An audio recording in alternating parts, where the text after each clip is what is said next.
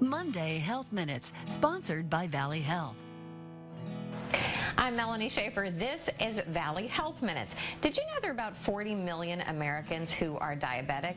About 8 million of those are undiagnosed. So today we're talking with Dr. Michael Amos about what we can watch for to keep ourselves healthy and know that there's possibly something going on. What are some signs you can look for that might clue you in you might have a diabetic issue? Yes, so of course, some of the first things that we start to talk about are things that might seem somewhat mundane. Drinking more, eating more, and some fluctuation in your weight. All of these can be things that clue us in to say, there might be something else going on here.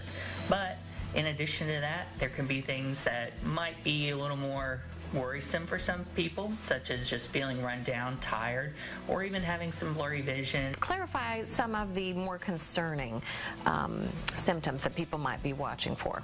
Well, it really would be the blurry vision. Headaches can occur, and then fatigue.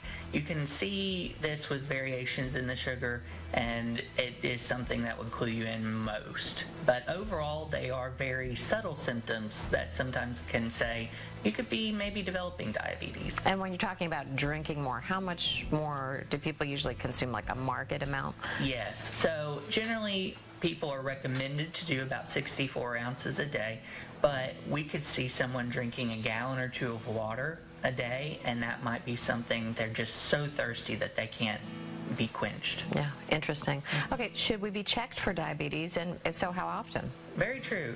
It is a recommendation from the United States Preventative Task Force for anyone that's overweight or obese to be checked every 3 years. And there's various methods that your doctor could go through to check you for that. It could be an A1C, it could be just checking your sugar in the office, or a more formal glucose tolerance test, which is more time consuming compared to the others. Okay, so you find out you do have a diabetic issue. What kind of treatments are available?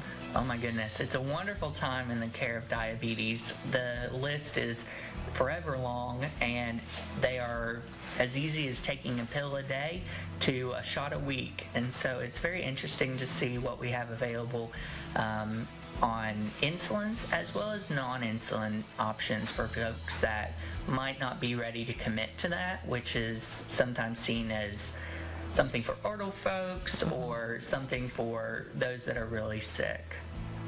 I know a lot of people don't want to do the shots too. They're worrisome about that. So there's a whole host of things that they can be using to treat their diabetes. Oh yes. It is even to the point where some options that are available as shots are also available as pills. And so we have a lot of options for folks that might have a little bit of a phobia with needles to be able to still control their A1Cs and to get to goal in the long run. Okay, so there's medicine, obviously, but there's also lifestyle can play a very big part in the treatment of diabetes. What kind of changes should people be thinking, okay, it's time? Yes. So I usually talk with my patients a lot about a low carbohydrate diet. A lot of folks think that it's sugar, and that's somewhat true because sugar and carbohydrates kind of go hand in hand in the body. But carbohydrates are what I focus in on, and I usually say to my folks with diabetes, I want you to keep your carbohydrates in a day below about 100 grams.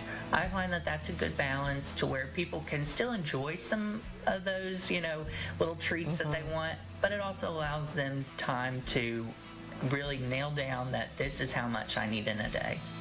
That's good, because it gives a little wiggle room. Yes. A little wiggle room is always appreciated. What are some of the facts and what are some of the myths around diabetes? So this is a little bit more broad. There's actually a myth that type 1 diabetes is more linked genetically than type 2 is, but the actual science behind it shows that type 2 diabetes runs more in families than type 1 diabetes. That's interesting. Very much. Other things that you might see as far as facts is that over the last 20 years, we've had double the amount of people that are diagnosed and living with diabetes than we did 20 years ago. So it has been a huge jump in prevalence here in the United States for us to continue to diagnose and treat diabetes.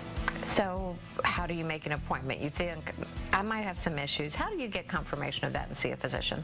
The best way is to reach out to your local physician. Of course, valleyhealth.org is a wonderful resource, and I would be happy to see anyone with diabetes, and I'm available at the Westmoreland office. Okay, it's such a big issue for so many people. I mean, when you think possibly 40 million people, nearly 40 million are diabetic, and so many might not know it.